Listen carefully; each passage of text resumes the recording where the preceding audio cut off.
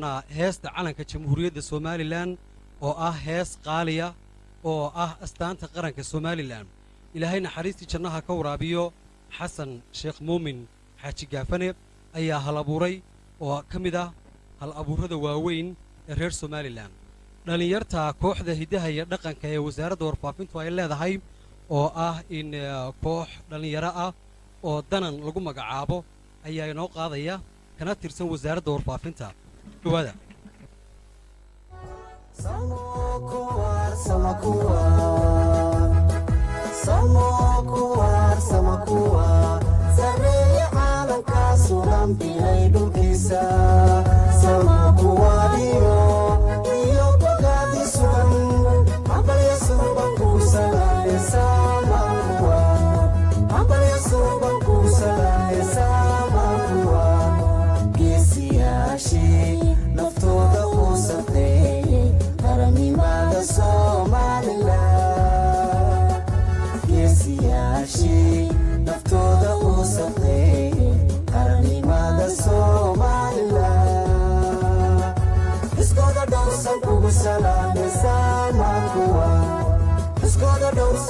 Salame sama kuwa